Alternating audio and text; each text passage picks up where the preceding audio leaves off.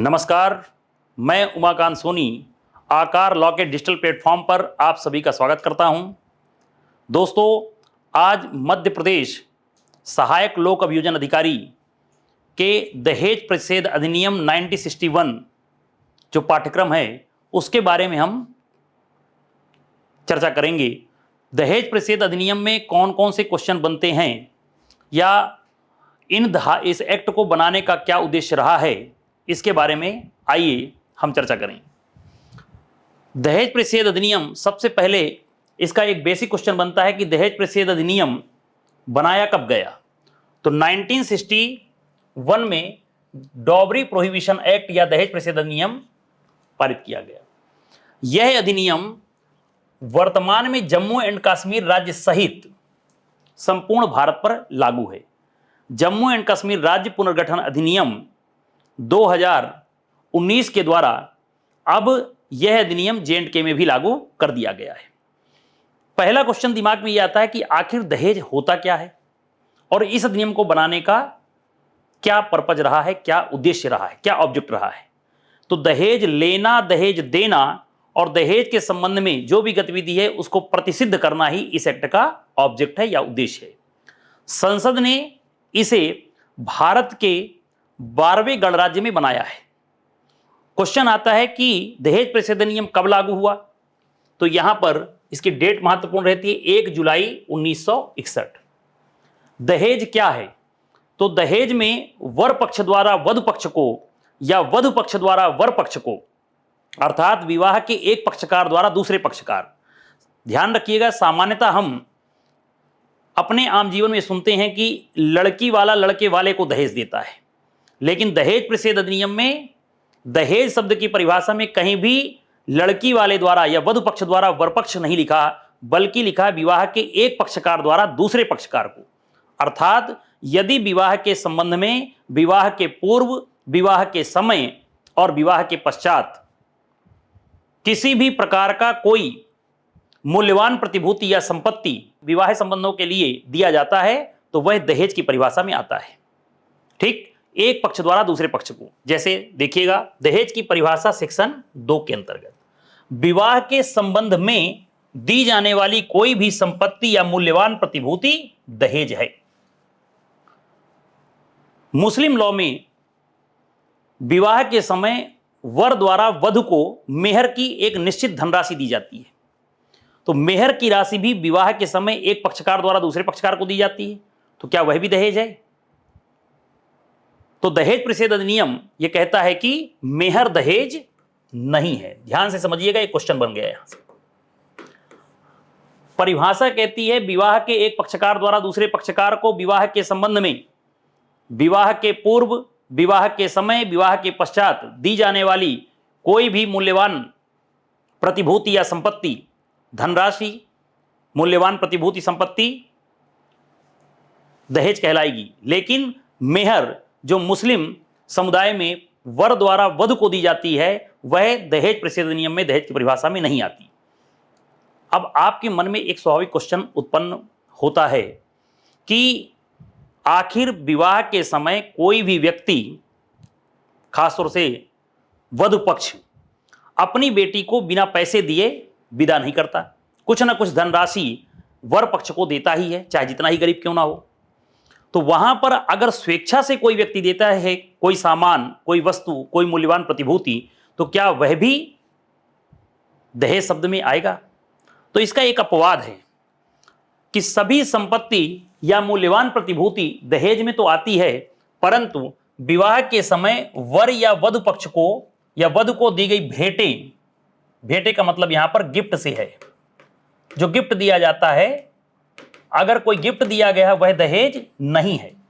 पर इसमें भी इस अधिनियम में एक शर्त लगा रखी है कि दहेज प्रतिषेध अधिनियम में जो अपने मर्जी से, अपनी स्वेच्छा से दी गई वस्तु या संपत्ति जो दान स्वरूप है, गिफ्ट के रूप में है, जो भेंट के रूप में है, वह दहेज नहीं है, परंतु भेंटों की मांग ना की गई हो और साथ ही साथ जो देने वाला है उसकी परिस्थिति, परिस्थिति का मतलब होता है स्टेटस, उसकी स्टेटस के अनुसार होना चाहिए। जैसे मामा ने अगर विवाह के समय अपनी भांजी को फ्रिज दिया है। अब फ्रिज उसने दिया है तो उसकी स्टेटस के अनुसार वहां पर देखा जाएगा कि दहेज देने के लिए उसकी कोई बाध्यता नहीं थी। ठीक है, वधु पक्ष द्वारा अगर, या वधु पक्ष के किसी पक्षकार द्वारा, या वधु पक्ष के अगर पक्षकार द्वारा उसके मामा, उसके माता पिता, उसके भाई द्वारा कोई गिफ्ट दिया जाता है, कोई दान दिया जाता है, तो वह दहेज शब्द की परिभाषा में नहीं आएगा, लेकिन उसकी स्टेटस को ध्यान में रखते हुए ही हम उसके गिफ्ट की तुलना करेंगे दहेज के संबंध में। तो बहुत इंपॉर्टेंट है, थोड़ा ध्यान रखिएगा। दहेज क्या है? दहेज एक पक्षकार द्वारा दूसरे पक्षकार को विवाह के संबंध में मूल्यवान प्रतिभूति संपत्ति को दी जाने वाली समस्त धनराशि या संपूर्ण संपत्ति दहेज मानी जाती है, परंतु मेहर और अपनी स्वेच्छा से गिफ्ट के रूप में, भेंट के रूप में दी गई संपत्ति दहेज नहीं आती, लेकिन उसकी परिस्थिति या स्टेटस के अनुसार। फिर आता है दहेज के संबंध में, दहेज लेना, दहेज देना दोनों अपराध है कि केवल दहेज लेना ही अपराध होगा? तो धारा यहां पर 3 कहती है दहेज देना और दहेज लेना दोनों ही अपराध है सेक्शन 3 के अंतर्गत। अर्थात जितना अपराध अगर वर पक्ष वधु पक्ष से लेता है वह अपराधी माना जा रहा है, उतना ही वधु पक्ष अर्थात दहेज देने वाला भी अपराधी है और दहेज लेने वाला भी अपराधी है। सामान्य जनजीवन में यदि आपने देखा हो तो अधिकतर वधु पक्ष ही वर पक्ष पर ऐसा दोषारोपण करता है या उसको ही सजा होती है, परंतु कानून में दहेज लेना और देना दोनों अपराध है।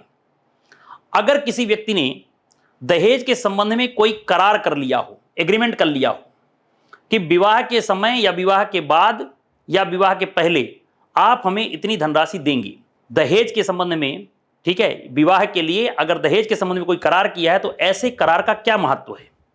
तो धारा 5 इसमें प्रावधान करती है कि अगर कोई व्यक्ति दहेज लेने और दहेज देने के लिए करार करता है तो ऐसा दहेज शून्य माना जाएगा। तो करार शून्य धारा 5 के अंतर्गत, दहेज लेना दहेज देना दोनों दंडनीय किया गया सेक्शन 3 के अंतर्गत, और दहेज कहां है? सेक्शन 2 के अंतर्गत। ठीक, फिर इसके बाद क्वेश्चन आता है इसमें कि दहेज मांगने के लिए शास्ति, अगर दहेज की मांग की गई है, लेना देना अपराध है 3 में, लेकिन दहेज की कोई मांग करता है तो उसके लिए शास्ति का प्रावधान धारा 4 में, और जो शास्ति है, पेनाल्टी है, उसके लिए दंड की मात्रा लिखिए कम से कम 6 माह और अधिकतम 2 वर्ष तक का कारावास, जो 10,000 रुपए तक का जुर्माना दे सकता है। परंतु यह भी सत्य है कि पहले लड़की वाले या कोई भी अन्य पक्षकार अगर केस लगा भी देता दहेज का, बाद में मैक्सिमम मामलों में समझौता हो जाता है। अगर समझौता हो गया तो क्या मिनिमम 6 महीने की सजा देना जरूरी है? तो लॉ कहता है कि पर्याप्त और विशेष कारण से न्यायालय 6 माह से कम की सजा भी दे सकता है। अगला क्वेश्चन इसमें बनता है, दहेज प्रतिषेध अधिनियम की जो प्रकृति है वो कैसी है, अपराध इसके अंदर जो होंगे वो कैसे माने जाएंगे? तो इसकी एक धारा 8 बहुत महत्वपूर्ण है। प्रिलिमिनरी एग्जामिनेशन या प्रारंभिक परीक्षा में संज्ञेय अपराध, अशमनीय और अजमानती तीनों वर्ड को आपको ध्यान रखना है। यह क्वेश्चन पूछा जाता है दहेज प्रतिषेध अधिनियम में बताए गए जो अपराध हैं ये कैसे होंगे? संज्ञेय हैं, अजमानती हैं या असमनीय हैं, जमानती हैं, समनीय हैं या संज्ञेय है, असंज्ञेय है।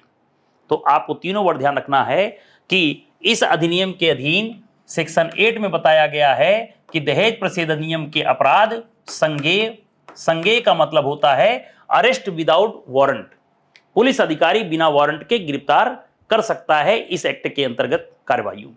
तो संज्ञेय अपराध हो गया। अजमानती का मतलब होता है जिसमें आप जमानत के लिए डायरेक्ट कोर्ट नहीं जा सकती, जमानत देना या ना देना न्यायालय का विवेकाधिकार है।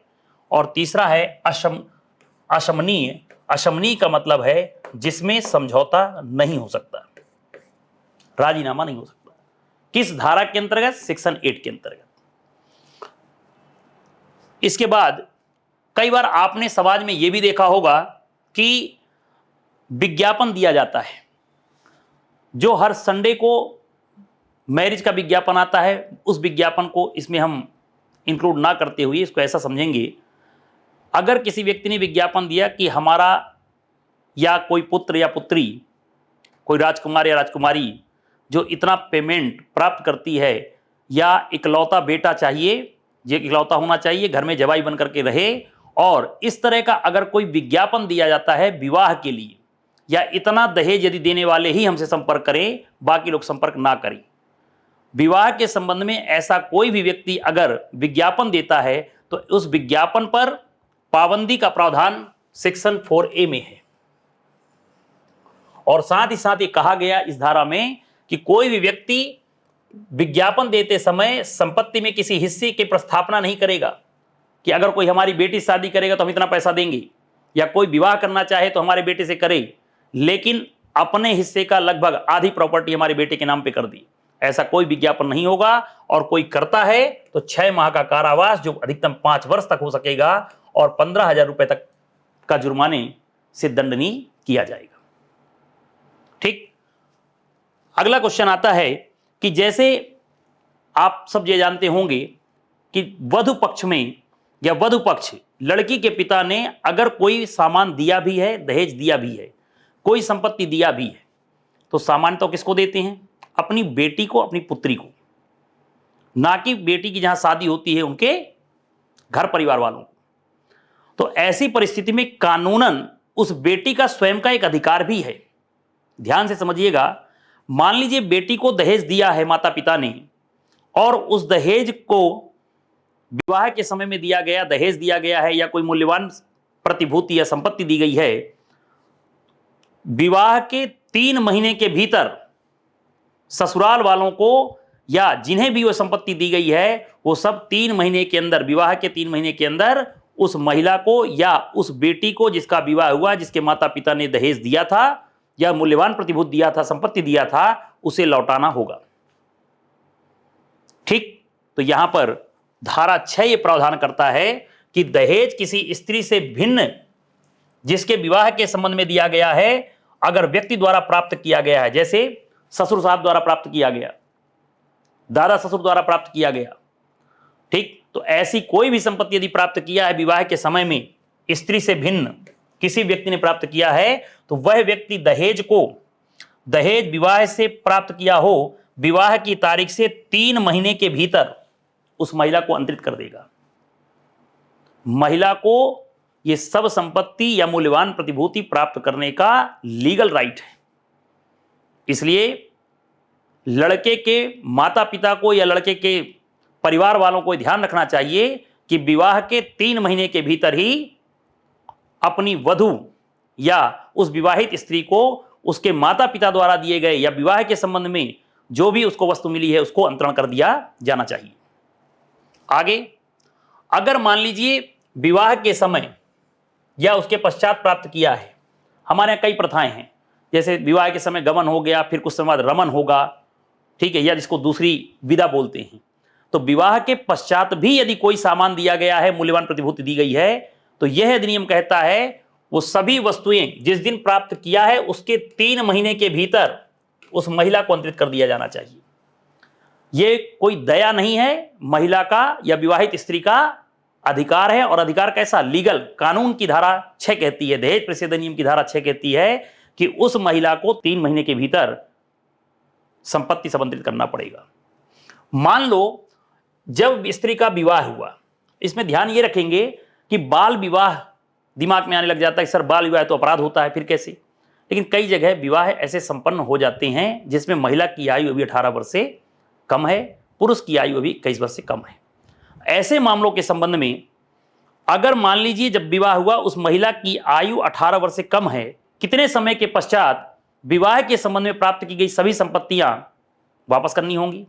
तो यहां पर आता है, स्त्री जब अवयस्क थी तो जैसे ही वो 18 वर्ष की आयु प्राप्त करे उसके पश्चात 3 महीने के भीतर उस स्त्री को ऐसी संपत्ति, मूल्यवान प्रतिभूति अंतरित कर देना चाहिए जो विवाह के समय उसके माता पिता या उसके रिश्तेदारों ने या उस समय जो भी व्यक्तियों ने संपत्तियां ऐसी प्रदान की, वो सब संपत्ति 3 महीने के अंदर 18 वर्ष की आयु प्राप्त करने के 3 महीने के भीतर प्राप्त करेगी। आगे आता है कि मान लो अगर ऐसा कोई व्यक्ति जैसे ससुर हैं या जो वर पक्ष है उसका कोई भी रिलेटिव नातेदार ऐसी संपत्ति रखा हुआ है, पहली चीज रखा है तो कैसे रखेगा, तो एज अ ट्रस्टी, न्यास के रूप में, विश्वास के रूप में रखा है।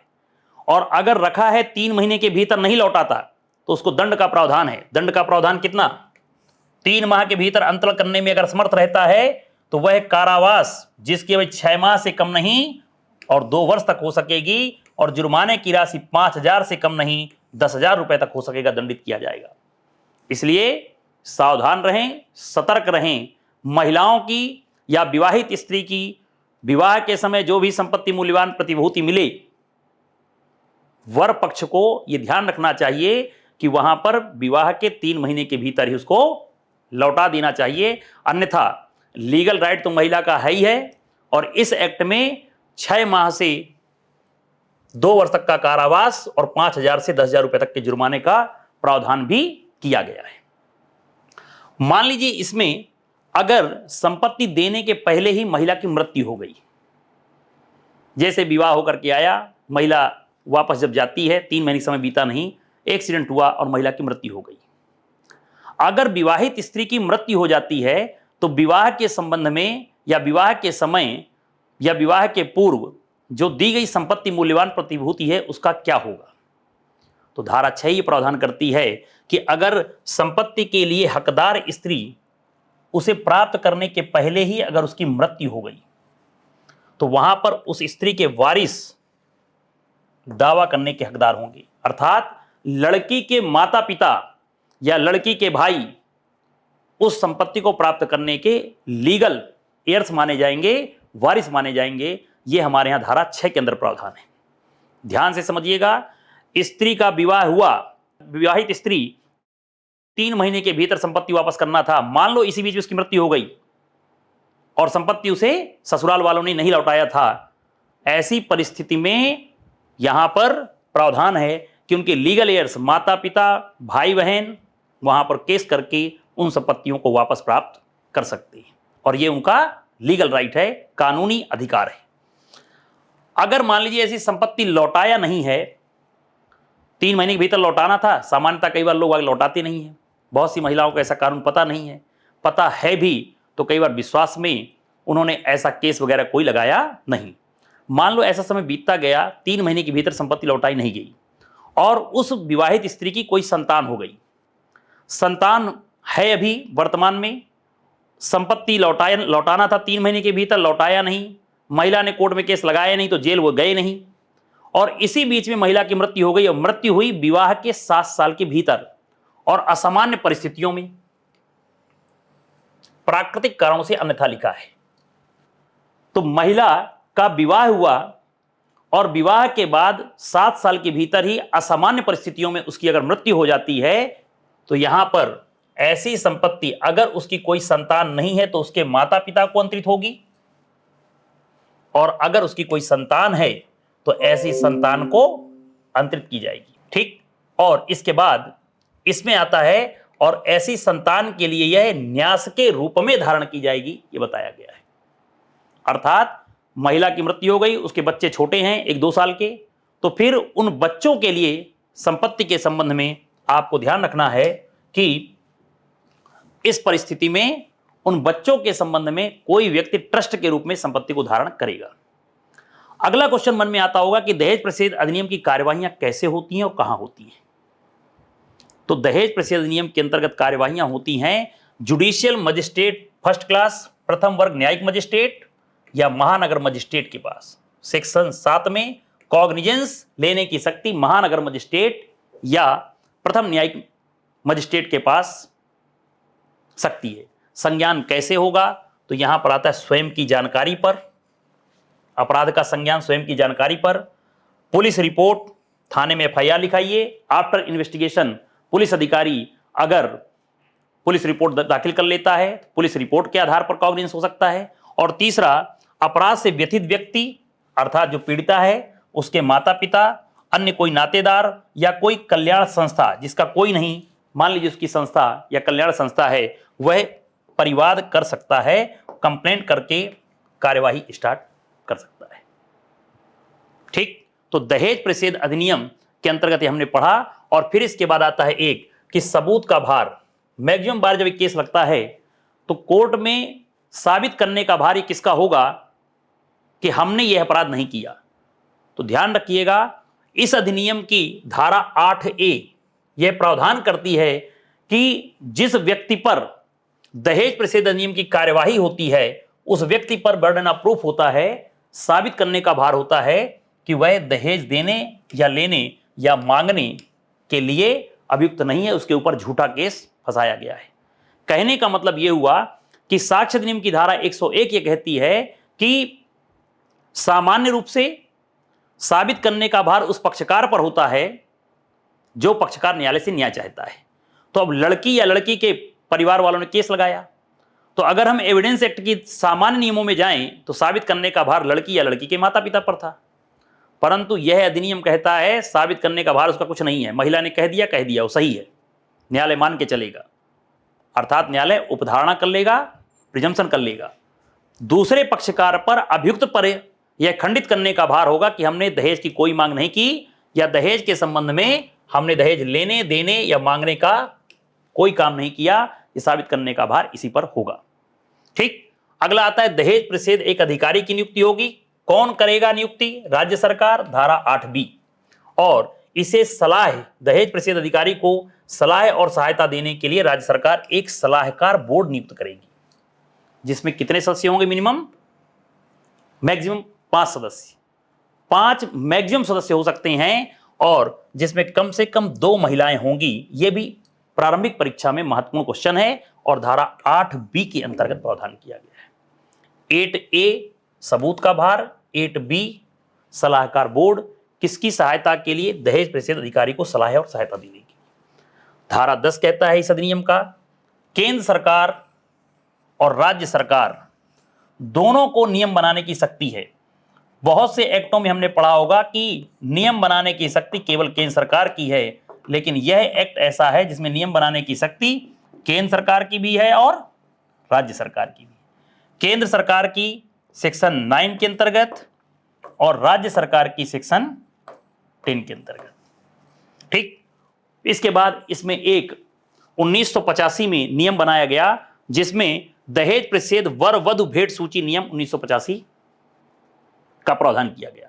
इसमें यह नियम है कि विवाह के समय वर पक्ष और वधु पक्ष, बल्कि वर पक्ष और वधु पक्ष ना बोल करके हम बोलें वर और वधु, दोनों को एक एक लिस्ट बना करके रखना पड़ेगा कि विवाह के समय, विवाह के पूर्व या विवाह के पश्चात उसे किसने कौन सा गिफ्ट दिया है, कौन सी संपत्ति दिया है, उसकी अनुमानित कीमत कितनी है, उसकी नातेदारी, जैसे लड़की के मामा ने दिया है कि लड़के के मामा ने कोई गिफ्ट दिया है तो उसकी रिश्तेदारी, नातेदारी, अनुमानित कीमत और वस्तु, ये सब चीजें लिख करके हस्ताक्षर करके रखना होगा। ये नियम में बताया गया है। मान लीजिए लड़की या लड़के का हाथ फ्रैक्चर है, साइन नहीं कर पा रहा या अनपढ़ है, तो ऐसी परिस्थिति में कोई अन्य व्यक्ति उसकी सूची तैयार करेगा और पढ़ करके सुनाएगा, समझाएगा। ठीक, और उसके बाद उसका अंगूठा लगवाया जाएगा। लड़का या लड़की दोनों अपनी अपनी सूचियां तैयार करेंगे और ये 1985 का जो नियम है उसके अंतर्गत है। ठीक, तो आज हमने दहेज प्रतिषेध अधिनियम के संबंध में बहुत ही महत्वपूर्ण बातें इसके अंदर डिस्कस की, जो प्रारंभिक परीक्षा और वर्तमान में व्यवहारिक नॉलेज के लिए आवश्यक है। ठीक, आगे हम किसी नए टॉपिक के साथ फिर मिलेंगे। तब तक स्वस्थ रहिए, मस्त रहिए। जय हिंद, जय भारत। Thank you.